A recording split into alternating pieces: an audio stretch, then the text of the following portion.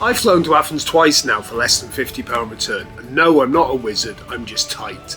Let me show you exactly how I found those fares and how you can too. Now, it's no secret I love Athens. The food, the history, the views, the cats. But the real magic, it's one of those places in Europe that really works as a winter break. I've been December and again in March, so you can't say I haven't tried the winter, and it's shorts and t-shirt weathers both times. Saying that, the Greeks were wearing coats. I'm not built for the cold, I'm from Anglesey, not Siberia. But the thing is, it's just a fantastic place to go. There's so much to do, and out of season, you're not overrun with people wearing Union Jack t-shirts. The best part is getting there didn't exactly break the bank. In this video I'm going to break down how I found those £50 return flights, where I search and why Athens always seems to be the winner when everything else is £300 and climbing if you want winter sun. You try booking Cyprus in December, you are going to pay through the nose. Same part of the world, budget prices. Right, let's start with an expensive option. Hang on, where's everyone going? You're supposed to be a budget channel.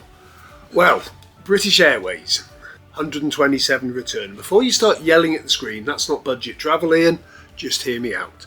BA gives you something most airlines treat like forbidden treasure, a proper cabin bag and a personal item. Now, I always manage with a personal item because I've trained myself to do so.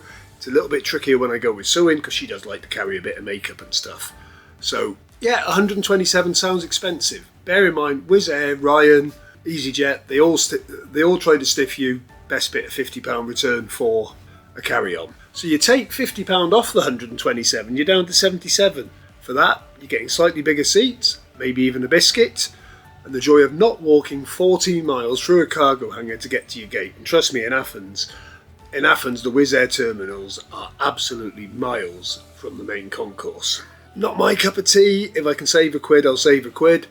But if you're the sort of person that wants to take a bag, do not discount the main flag carriers. British Airways, better flight times as well usually. Give it a look. Right, I've come in for a bit of criticism on here before for always quoting from London. You know something? That's because London's cheaper to fly from. But let's have a look at flying from up north. EasyJet from Manchester, £120 return. That was the cheapest I could find on a quick search. Now yes, that's £70 more than London bargain flights I was bragging about, which is technically still a budget fare, if your budget is sponsored by an oil company. But if you're travelling solo, this might actually save you money. You know, I live in Anglesey, I've got to get to London. Usually it's worth it for the saving I'm making when there's two of us travelling. You're talking 70 quid each, that's 140 quid it's worth thinking about. But there'd be no light bus, no overnight hotel near Luton where the vending machine charges £3 for a Mars bar. You just drive to Manchester, hop on the plane, and boom, you're in Athens. No layovers, no London faff. And for a northerner, that's a win. You still get the sun, the gyros, the ancient ruins, just not the £50 return price tag. But hey, at least you're not paying £8 for a coffee in Zone 1 while you wait for your night bus to Stansted. London Calling. Wish I could put the music for that, but I would get demonetised by YouTube. But you know the one, The Clash. So let's get to the 50 quid flights. Unfortunately, they're from the southeast again. So let's get back to the capital, where budget travel lives, breathes and occasionally smells of Pret sandwiches at 4 AM. There is another good reason to fly from London. You have so many more flight time options. So even with Google Flights not being in a particularly good mood tonight, I found Ryanair return for £55. Yes, that's a fiver more than my promised price, but let's be honest, that's a pint. I'd argue this is far better use of a fiver than anything you'd get in Wetherspoons. But, and this is important, if you spend a tiny bit more time looking, the real deals appear. What about this cheeky combo? Wizz Air outbound at 35, Wizz Air return at 21. That's £56 total. I know what you're saying, it's still not £50. Bear in mind, I've chucked all this together in 5 minutes tonight. But wait, if you've ever listened to me, and honestly, why wouldn't you? You'd have joined the Wizz Air discount club, right? That knocks £9 off each flight each way, bringing the total down to 38. Yes, I've done it again, I have smashed it. Boom. I promised £50, I've delivered 38, and literally I have done this while I'm talking to you. It's cheaper than a takeaway and significantly more ancient ruins. You get to say where's every time someone asks you how you got to Athens. Yep, I whizzed out there for less than 40 quid.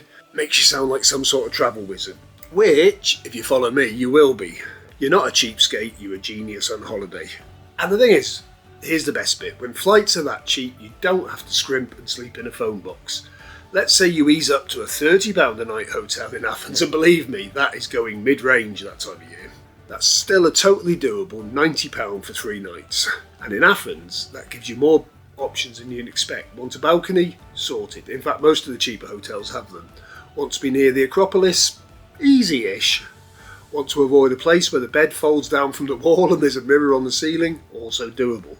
So with those numbers, let's not forget the solo travellers first. If they go into a hotel rather than a hostel, let's have a bit of comfort, let's not share with some guy.